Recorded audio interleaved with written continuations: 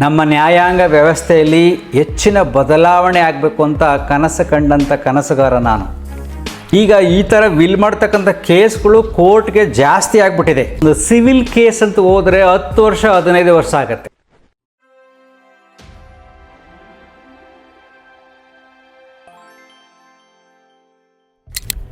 ನಮಸ್ಕಾರ ಸ್ನೇಹಿತರೆ, ಈ ದಿನದ ವಿಶೇಷ ವಿಡಿಯೋ ವಿಲ್ ಬಗ್ಗೆ. ಉಯಿಲು ಅಂತ ಕರಿತೀವಲ್ವಾ, ವಿಲ್ ಮಾಡ್ತಾರೆ ನೋಡಿ. ನಮ್ಮ ನ್ಯಾಯಾಂಗ ವ್ಯವಸ್ಥೆಯಲ್ಲಿ ಹೆಚ್ಚಿನ ಬದಲಾವಣೆ ಆಗಬೇಕು ಅಂತ ಕನಸು ಕಂಡಂಥ ಕನಸುಗಾರ ನಾನು. ಸೊ ಇವತ್ತು ಇದನ್ನು ಪೇಪರಲ್ಲಿ ಬಂದಂಥ ವಿಷಯ ನೋಡಿ ತುಂಬ ಖುಷಿ ಆಯಿತು. ಏನು ಗೊತ್ತಾ, ವಿಲ್ ಮಾಡ್ತಿದ್ರು. ಹಿಂದಿನ ಕಾಲದಲ್ಲಿ ಬರೀ ಬರೆದು ಹಾಗೆ ಇಡ್ತಾಯಿದ್ರು. ಆಮೇಲೆ ಅದನ್ನು ವಿಲ್ ರಿಜಿಸ್ಟ್ರೇಷನ್ ಮಾಡಬೇಕು ಅಂತ ಬಂತು.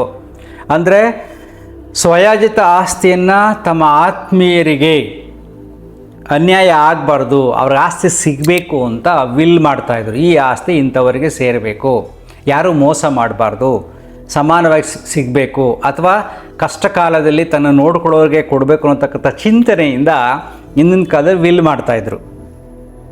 ಈಗ ಈ ಥರ ವಿಲ್ ಮಾಡ್ತಕ್ಕಂಥ ಕೇಸ್ಗಳು ಕೋರ್ಟ್ಗೆ ಜಾಸ್ತಿ ಆಗಿಬಿಟ್ಟಿದೆ. ಏಕೆಂದರೆ ಅವರು ಸಿಗ್ನೇಚರ್ ಮಾಡಿರ್ತಾರೆ, ಸಾಕ್ಷಿದಾರರು ಕೆಲವು ಸಲ ಉಲ್ಟಾ ಹೊಡ್ಬಿಡ್ತಾಯಿದ್ರು ಅಥವಾ ಅವರೇ ಸತ್ತೋಗ್ತಾಯಿದ್ರು. ಈ ರೀತಿ ಸಮಸ್ಯೆಗಳು ಜಾಸ್ತಿಯಾಗಿ ಆ ಸಾಕ್ಷಿನ ಸಿಗ್ನೇಚರ್ ಮಾಡಿರ್ತಾರಲ್ಲ, ಅದು ವೆರಿಫಿಕೇಷನ್ಗೆ ಏನೇನೋ ಹೋಗ್ಬೇಕಾಯ್ತು. ಈ ಕೇಸ್ಗಳು ಜಾಸ್ತಿಯಾಗಿ ಹೈಕೋರ್ಟ್ ನ್ಯಾಯಮೂರ್ತಿಗಳು ಒಂದು ಅದ್ಭುತವಾದ ಚಿಂತನೆ ಮಾಡಿದ್ದಾರೆ. ಏನಪ್ಪ ಆ ಚಿಂತನೆ ಅಂದರೆ, ಇನ್ಮೇಲೆ ಸರ್ಕಾರಕ್ಕೆ ಅವರು ಸಲಹೆ ಕೊಟ್ಟಿದ್ದಾರೆ, ಇದನ್ನು ನೀವು ಮಾಡಿ, ಬದಲಾವಣೆ ಮಾಡಿ ಅಂತ. ಏನಪ್ಪ ಅಂದರೆ, ಯಾವುದೇ ವಿಲ್ ಮಾಡಬೇಕಾದ್ರೆ ಅದನ್ನು ವಿಡಿಯೋಗ್ರಫಿ ಮಾಡಿ, ವಿಡಿಯೋ ಮಾಡಿ ರೆಕಾರ್ಡ್ ಆಗಿದ್ದರೆ ಅದಕ್ಕೊಂದು ನಂಬರ್ ಕೊಟ್ಟಿರ್ತಾರೆ. ಈ ರೀತಿ ಕೇಸ್ ಬಂದರೆ ಇಮ್ಮಿಡಿಯೇಟಾಗಿ ಅದು ನೋಡಿದ್ರೆ ಎಲ್ಲ ಕ್ಲಿಯರಾಗಿ ಗೊತ್ತಾಗ್ಬಿಡುತ್ತೆ ಅಲ್ವಾ. ತುಂಬ ಅದ್ಭುತವಾದ ಚಿಂತನೆ ಅಲ್ವಾ ಇದು. ಅದಕ್ಕೋಸ್ಕರ ನಾನು ವಿಡಿಯೋ ಮಾಡಿದೆ. ಸೊ ವಿಡಿಯೋಗ್ರಫಿ ಮಾಡಬೇಕು ಅಂತ ಹೇಳಿದ್ದಾರೆ. ಸಿಂಪಲ್ ಆಗಿ ಜಾಸ್ತಿ ಇದೆ, ಅದು ಸರಳವಾಗಿ ಓದ್ತೀನಿ ನೋಡಿ. ವಾದ ಪ್ರತಿವಾದ ಆಲಿಸಿದ ನಂತರ ದಾಖಲೆ ಪರಿಶೀಲಿಸಿದ ನ್ಯಾಯಪೀಠ ಆಧುನಿಕ ತಂತ್ರಜ್ಞಾನ ಬಳಸಿ ವಿಲ್ ನೋಂದಣಿ ಮಾಡಿಸಬೇಕು ಮತ್ತು ವಿಲ್ ಮಾಡುವವರು ಸಾಕ್ಷಿಗಳ ಹೇಳಿಕೆ ಸೇರಿ ಇಡೀ ಉಯಿಲು ನೋಂದಣಿ ಪ್ರಕ್ರಿಯೆಯನ್ನು ವಿಡಿಯೋಗ್ರಫಿ ಮಾಡಬೇಕು. ಅಲ್ಲದೆ ವಿಲ್ ದಾಖಲು ಪ್ರಕ್ರಿಯೆಯು ಸಂಪೂರ್ಣವಾಗಿ ಬದಲಾವಣೆಯಾಗಬೇಕು. ಈ ನಿಟ್ಟಿನಲ್ಲಿ ಸರ್ಕಾರ ಕಾಯ್ದೆಗಳಿಗೆ ಸೂಕ್ತ ತಿದ್ದುಪಡಿ ಮಾಡಬೇಕು ಎಂದು ಸರ್ಕಾರಕ್ಕೆ ಆದೇಶಿಸಿದೆ. ವಿಲ್ಗಳ ಜಾರಿಗೆ ಸಂಬಂಧಿಸಿದಂತೆ ವ್ಯಾಜ್ಯಗಳು ಏರ್ಪಟ್ಟಾಗ ಉಯಿಲು ಸರಿ ಇದೆ ಇಲ್ಲ ಎಂದು ಸಾಬೀತು ಮಾಡಲು ವಿಲ್ ಮಾಡಿದವರು ಬದುಕಿರುವುದಿಲ್ಲ. ಹಾಗಾಗಿ ವಿಲ್ ಜಾರಿ ಸಂದರ್ಭದಲ್ಲಿ ಅದರ ನೈಜತೆ ಸಾಬೀತುಪಡಿಸುವಾಗ ಯಾವುದೇ ಗೊಂದಲಗಳಿಲ್ಲ, ನಂಬಲರ್ಹವಾಗಿದೆ ಮತ್ತು ಕ್ಲಿಂಚಿಂಗ್ ದಾಖಲೆ ಇವೆ ಎಂಬುದನ್ನು ದೃಢಪಡಿಸಲು ಆಧುನಿಕ ತಂತ್ರಜ್ಞಾನವನ್ನು ಸಮರ್ಪಕವಾಗಿ ಬಳಸಿಕೊಳ್ಳಬೇಕಾಗಿದೆ ಎಂದು ನ್ಯಾಯಪೀಠ ಹೇಳಿದೆ. ಇದು ಒಂದು ಅದ್ಭುತವಾದ ಚಿಂತನೆ. ನಾನು ಈ ನ್ಯಾಯಾಂಗ ವ್ಯವಸ್ಥೆಯಲ್ಲಿ ಏನೇನು ಬದಲಾವಣೆ ಆಗಬೇಕು ಅಂತಕ್ಕಂಥ ಕನಸನ್ನು ಕಂಡಿದ್ದೆ.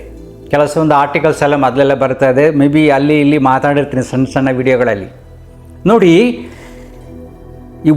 ಈಗ ಸಾವಿರಾರು ಕೇಸು, ಲಕ್ಷಾಂತರ ಕೇಸು, ಒಂದು ಸಿವಿಲ್ ಕೇಸ್ ಅಂತ ಹೋದರೆ 10 ವರ್ಷ 15 ವರ್ಷ ಆಗುತ್ತೆ. ಈ ನನ್ನ ಮೇಲೇ ನಾನು ರವಿಶಂಕರ್ ಆಶ್ರಮ ಬಿಟ್ಟು ಹೊರಗಡೆ ಬಂದಾಗ ಸೋಹಂ ಕ್ರಿಯಾ ಯೋಗ ಕೇಂದ್ರ ಅಂತ ಮಾಡಿದ್ದೆ. ಅವರು ರವಿಶಂಕರ್ ಗುರೂಜಿಯವರು ಸುದರ್ಶನ ಕ್ರಿಯಾ, ಅದರ ಸೋಹಂ ಅಂತಿದೆ. ಮತ್ತು ನಂದು ಕೆಲವು ಟೆಕ್ನಿಕ್ನ ಬದಲಾವಣೆ ಮಾಡಿಕೊಂಡು ನನ್ನದೇ ಚಿಂತೆಯಲ್ಲಿ ಸೋಹಂ ಕ್ರಿಯಾ ಅಂತ ಮಾಡಿದ್ದೆ. ನಮ್ಮದನ್ನು ಕಾಪಿ ಮಾಡಿದ್ದಾರೆ ಅಂತ ಅವರು ಕಾಪಿರೈಟ್ ಮಾಡಿಕೊಂಡು ಕೋರ್ಟ್ ಕೇಸ್ ಹಾಕಿ ಈಗ 20 ವರ್ಷ ಆಯಿತು. ಹೈಕೋರ್ಟಿಗೆ ಬಂತು 20ನೇ ವರ್ಷಕ್ಕೆ, ನಾನೇ ಬಿಟ್ಬಿಟ್ಟೆ ಹೋಗಲಿ ಅಂತ. ಇಸಿ ಸೊ ಸಿವಿಲ್ ಕೇಸ್ಗಳು ಆ್ಯಕ್ಚುಲಿ ಅದು ನನ್ನ ಕೇಸನ್ನು ಕರೆಕ್ಟಾಗಿ ಕುಳಿತುಕೊಂಡ್ರೆ 3 ಗಂಟೆನೇ ಸಾಲ್ವ್ ಮಾಡ್ಬೋದು. ಪ್ರೊಸೀಜರ್ ಹೀಗೆ ಹೋಗ್ತಾ ಇರುತ್ತೆ. ಇನ್ನು ಕ್ರಿಮಿನಲ್ ಕೇಸ್ಗಳು ಹೇಗೆ ಹೋಗ್ತಾ ಇರುತ್ತೆ, ಬೇರೆ ಬೇರೆ ಕೇಸ್ಗಳು ಹೇಗೆ ಹೋಗ್ತಾ ಇರುತ್ತೆ. ಸುಮ್ಮನೆ ಯಾರ್ದೋ ಪ್ರಾಪರ್ಟಿ ಮೇಲೆ ಕೇಸ್ ಹಾಕ್ಬಿಡ್ತಾರೆ, ಆ ಕೇಸ್ ನಡೆಯೋದು 15 ವರ್ಷ ಆಗುತ್ತೆ, 10 ವರ್ಷ ಆಗುತ್ತೆ. ಆ ದುರ್ಬಲತೆಯನ್ನೇ ನ್ಯಾಯಾಂಗ ವ್ಯವಸ್ಥೆಯನ್ನು ದುರುಪಯೋಗ ಪಡಿಸ್ಕೊಳ್ಳೋ ಜನರಿದ್ದಾರೆ. ಎದುರಿಸ್ತಾರೆ, ಕೇಸ್ ಹಾಕ್ತೀನಿ ನಿನ್ನ ಮೇಲೆ ಅಂತ, 10 ವರ್ಷ ಅಲ್ಲಿ ನೀನು ಅಂತ, ಒಂದು ಮನೆ ಕಟ್ಟಕ್ಕೆ ಹೋದಾಗ ಈ ರೀತಿ ಸಮಸ್ಯೆಗಳು ಬರ್ತವೆ. ಮತ್ತು ಬೇರೆ ಬೇರೆ ಸಮಸ್ಯೆಗಳು ಬರೋದ್ರಿಂದ ಜನಸಂಖ್ಯೆ ಜಾಸ್ತಿ ಆಗಿರೋದ್ರಿಂದ ಈ ಭಾರತ ದೇಶದಲ್ಲಿ ಜನಸಂಖ್ಯೆ ಜಾಸ್ತಿ ಆಗಿದೆ, ವ್ಯಾಜ್ಯಗಳು ಜಾಸ್ತಿ ಆಗಿದೆ. ಎಲ್ಲವನ್ನೂ ನ್ಯಾಯಾಂಗ ಸಡನ್ನಾಗಿ ಸಾಲ್ವ್ ಮಾಡೋಕ್ಕಾಗಲ್ಲ. ಅದಕ್ಕೆ ನನ್ನೊಂದು ಚಿಂತನೆ ಇತ್ತು, ಒಂದು ಆರ್ಟಿಕಲ್ ಬರೆದಿದ್ದೆ ಫೇಸ್ಬುಕ್ನಲ್ಲಿ, ನೋಡಿ ನಿಮ್ಮ ಜೊತೆ ಹಂಚ್ಕೋತೀನಿ, ನೀವು ಯೋಚನೆ ಮಾಡಿ ನೋಡಿ. ನ್ಯಾಯಾಂಗದಲ್ಲಿ ಹೆಚ್ಚಿನ ಬದಲಾವಣೆ ತರೋಕ್ಕೆ ಏನಪ್ಪ ಮಾಡಬೇಕು ಅಂದರೆ, ಹಳೆ ಕೇಸ್ಗಳು ಮಾಮೂಲಿ ನಡೀತಾ ಇರುತ್ತೆ, ಹೊಸದಾಗಿ ಒಂದು ಕಾಂಪ್ಲೆಕ್ಸ್, ಜಡ್ಜ್ ಕಾಂಪ್ಲೆಕ್ಸ್ ಅಂತ ಒಂದು ಮಾಡಿ ಅದರಲ್ಲಿ ಎಲ್ಲ ಇರಬೇಕು. ಸಿವಿಲ್ ಜಡ್ಜು, ಹೈಕೋರ್ಟ್ ಜಡ್ಜು, ಒಬ್ಬರು supreme court judge, investigation agencies like forensic ಅದು ಇದು ಇರ್ತಾವಲ್ಲ ಏಜೆನ್ಸಿಗಳು, ಸಪ್ರೇಟ್ ಪೊಲೀಸ್ ಸಿಸ್ಟಮು ಅದಿರಬೇಕು ಒಂದು ಕಾಂಪ್ಲೆಕ್ಸಲ್ಲಿ. ಒಂದೊಂದು ರಾಜ್ಯಕ್ಕೆ ಒಂದೊಂದು ಕಾಂಪ್ಲೆಕ್ಸ್ ಮಾಡಬೇಕು ಸಪ್ರೇಟಾಗಿ ಹೊಸದಾಗಿ. ಉದಾಹರಣೆಗೆ ಜನವರಿಯಿಂದ ಮುಂದಿನ ವರ್ಷದಿಂದ ಅಂತ ಮಾಡಿಬಿಟ್ಟು ಆವಾಗ ಇಮ್ಮಿಡಿಯೇಟಾಗಿ ಏನು ಕ್ರಿಮಿನಲ್ ಕೇಸ್ ನಡೀತೋ ಟಕ್ ಅಂತ ಬಂದು ಆ ದಿನ ಅರೆಸ್ಟ್ ಆದರೆ ಅವತ್ತೇ ಅಲ್ಲಿ ಸ್ಟಾರ್ಟ್ ಆಗಬೇಕೆಲ್ಲ. ಆ ಎಲ್ಲ ಕೇಸ್ಗಳು 6 ತಿಂಗಳಲ್ಲಿ ಮುಗಿದೋಗ್ಬೇಕು. ಆ ರೀತಿ ಒಂದು ಮಾಡ್ತಾ ಹೋದ ಕೆಲವು ಕೇಸ್ಗಳು 1 ತಿಂಗಳಲ್ಲೇ ಹೋಗ್ತವೆ, ಕೆಲವು ಕೇಸ್ಗಳು 15 ದಿನದಲ್ಲೇ ಖಾಲಿ ಆಗಿಬಿಡ್ತವೆ. ಕೆಲವು ಇರ್ತದೆ ಅಲ್ಲಿ ಜಡ್ಜ್ ಮಾಡ್ತಾರೆ, ಎಲ್ಲ ವಿಡಿಯೋ ರೆಕಾರ್ಡಿಂಗ್ ಆಗುತ್ತೆ, ಹೈಕೋರ್ಟ್ಗೆ ಹೋಗುತ್ತೆ, ಹೈಕೋರ್ಟ್ ಜಡ್ಜ್ ಇರ್ತಾರೆ ಒಂದೇ ಇದರಲ್ಲಿ ಕೋರ್ಟ್ನಲ್ಲಿ, ಆಮೇಲೆ ಸುಪ್ರೀಂ ಕೋರ್ಟ್ಗೆ ಹೋಗುತ್ತೆ, ಅದು ಕ್ಲಿಯರ್ ಆಗುತ್ತೆ. ಆವಾಗ ಕ್ಲಿಯರ್ ಆದ ತಕ್ಷಣ ಕ್ರಿಮಿನಲ್ ಕೇಸ್ಗಳನ್ನ ಟಿ ವಿನಲ್ಲಿ ಹ್ಯಾಂಗ್ ಮಾಡಿ ಟಿ ವಿನಲ್ಲಿ ತೋರಿಸ್ಬಿಟ್ರೆ ಜನಗಳಲ್ಲಿ ಭಯ ಸ್ಟಾರ್ಟ್ ಆಗಿಬಿಡುತ್ತೆ. ಅಂದರೆ ನಮ್ಮ ದೇಶದಲ್ಲಿ ಎಷ್ಟು ರಾಜ್ಯಗಳಿದೆ? 28 ರಾಜ್ಯಗಳಲ್ಲಿ ಒಂದು 3 ತಿಂಗಳಿಗೆ 28 ಜನ ಮರಣದಂಡನೆ ಕೊಟ್ಟು ಅದನ್ನು ಟಿ ವಿಲಿ ತೋರಿಸ್ಬಿಟ್ರೆ ಎಲ್ಲರಿಗೂ ಭಯ ಸ್ಟಾರ್ಟ್ ಆಗಿಬಿಡುತ್ತೆ. ಇದ್ರ ಪಾಡಿಗೆ ಇದು ಪ್ಯಾರಲಲ್ಲಾಗೆ ಇದು ನಡ್ಕೊಂಡು ಹೋಗ್ತಾ ಇರಬೇಕು. ಕೇಸ್ಗಳು ಪ್ಯಾರಲಲ್ಲಾಗೆ ಅದು ನಡೀತಾ ಇರುತ್ತೆ. ಆಮೇಲೆ ಜನರು ಕೇಸ್ ಹಾಕೋದನ್ನೇ ನಿಲ್ಲಿಸ್ತಾರೆ. ಮತ್ತು ಕ್ರಿಮಿನಲ್ ಕೇಸ್ಗಳು ಕಡಿಮೆ ಆಗ್ತಾ ಬರುತ್ತೆ, ನ್ಯಾಯಾಂಗ ತುಂಬ ಸ್ಟ್ರಾಂಗ್ ಆಗ್ತಾ ಬರುತ್ತೆ. 16 ವರ್ಷಗಳಲ್ಲಿ ಎಲ್ಲ ಕೇಸ್ಗಳೆಲ್ಲ ಖಾಲಿ ಆಗಿಬಿಡುತ್ತೆ. ಎಷ್ಟೋ ಜನರಿಗೆ ಶಾಂತಿ ನೆಮ್ಮದಿ ಸಿಗುತ್ತೆ. ಈ ದಿಶೆಯಲ್ಲಿ ನಾನು ಯೋಚನೆ ಮಾಡಿದ್ದೆ ಅಲ್ವಾ. ಏನಾದ್ರು ಒಂದು ಬದಲಾವಣೆ ತರಬೇಕು ನಾವು, ಇಲ್ಲದ್ರೆ ಬರೀ ಸಂಘರ್ಷದಲ್ಲೇ ಬದುಕು ಸಾಕ್ತಾ ಇರುತ್ತೆ. ಕೆಲವು ತುಂಬ ಮುಗ್ಧರಿಗೆ ತುಂಬ ಅನ್ಯಾಯ ಮಾಡ್ತಾ ಇದ್ದಾರೆ. ನಾನೇ ಕೋರ್ಟ್ಗೆಲ್ಲ ಹೋಗಿ ಎಲ್ಲ ನೋಡಿದ್ದೀನಿ, ತುಂಬ ಅನ್ಯಾಯ ಆಗ್ತಾಯಿದೆ. ಎಲ್ಲರ ನೋಡಿ ಇದು ನನ್ನಲ್ಲೆಲ್ಲ ದುರುಪಯೋಗ ಪಡಿಸ್ಕೊತಾ ಇದ್ದಾರೆ. ನ್ಯಾಯಾಂಗ ವ್ಯವಸ್ಥೆಯಲ್ಲಿ ಬದಲಾವಣೆ ತರಬೇಕು, ಈ ದಿಶೆಯಲ್ಲಿ ಯೋಚನೆ ಮಾಡಬೇಕು.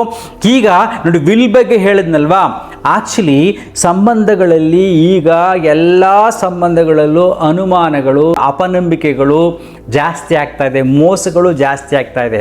ಗಂಡ ಹೆಂಡತಿ ಮಕ್ಕಳು ತಂದೆ ತಾಯಿ ಎಲ್ಲರಲ್ಲೂ ಕೆಲವರು ಸಂಬಂಧಗಳಲ್ಲಿ ಹಣಕಾಸಿನ ವ್ಯವಹಾರಕ್ಕೆ ಆಸ್ತಿಯ ವ್ಯವಹಾರಕ್ಕೆ ಅಕ್ಕ ತಂಗಿಯರು ಅಣ್ಣ ತಮ್ಮದರಲ್ಲಿ ಅಪನಂಬಿಕೆ ಜಾಸ್ತಿಯಾಗಿ ಜಗಳಗಳು ಜಾಸ್ತಿ ಆಗ್ತಾ ಇದೆ.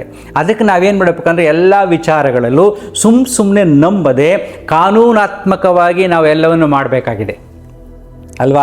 ನಾನು ಯಾವಾಗಲೂ ಹೇಳ್ತಾ ಇರ್ತೀನಿ, ಏನನ್ನಾದರೂ ಮಾಡಿ ಯಾವುದೇ ಸಂಬಂಧ ಆಗಲಿ ರಕ್ತ ಸಂಬಂಧವಾಗಲಿ ಯಾರೇ ಆಗಲಿ ನೀವು ಪ್ರತಿಯೊಂದು ವ್ಯವಹಾರವನ್ನು ಕಾನೂನಾತ್ಮಕವಾಗಿಯೇ ಮಾಡಿ.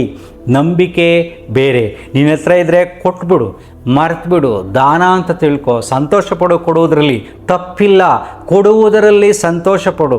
ಕೊಟ್ಟು ಕೇಳಿ ಸಮಸ್ಯೆಗೆ ಸಿಲುಕಬಾರದು. ಈ ತತ್ವವನ್ನು ಅರ್ಥ ಮಾಡ್ಕೊಳ್ಳಿ. ನೀನು ಕೊಡು, ಖುಷಿ ಪಡು, ಬಿಟ್ಬಿಡು. ಕೊಟ್ಬಿಟ್ಟು ಕೇಳೋಕೆ ಹೋದಾಗ ಸಮಸ್ಯೆಗಳು ಬರುತ್ತೆ. ಅದರಲ್ಲೂ ಸಂಬಂಧಗಳಲ್ಲಿ ಬಿರುಕು ಮೂಡುತ್ತೆ, ಮನಸ್ಸುಗಳಲ್ಲಿ ಬಿರುಕು ಮೂಡುತ್ತೆ. ಆಗ ಆನಂದ ಕಾಣಿಯಾಗುತ್ತೆ. ಸೊ ನೆನ್ಪಿಟ್ಕೊಳ್ಳಿ, ಯಾರೇ ಆಗಲಿ ಏನೇ ಮಾಡಲಿ ಎಲ್ಲ ವ್ಯವಹಾರಗಳನ್ನು ಕಾನೂನಾತ್ಮಕವಾಗಿ ಹಣಕಾಸಿನ ವ್ಯವಹಾರಗಳು ಆಸ್ತಿ ವ್ಯವಹಾರಗಳು ಎಲ್ಲ ಸಂಬಂಧಗಳಲ್ಲೂ ಮಾಡಿ. ಸೊ ಅದಕ್ಕೆ ನನಗೆ ತುಂಬ ಖುಷಿಯಾಯಿತು, ಅದಕ್ಕೋಸ್ಕರ ಈ ಎಪಿಸೋಡ್ ಮಾಡಿದೆ. ಆ ನ್ಯಾಯಮೂರ್ತಿಗಳಿಗೆ ನಿಜವಾಗ್ಲೂ ನಾನು ಧನ್ಯವಾದಗಳನ್ನು ತಿಳಿಸ್ತೀನಿ.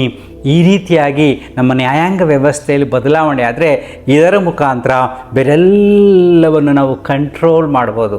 ನ್ಯಾಯಾಂಗ ವೀಕ್ ಆದರೆ ಅದನ್ನು ತುಂಬ ಜನ ದುರುಪಯೋಗ ಪಡಿಸ್ಕೋತಾರೆ ಅಲ್ವಾ. Thank you.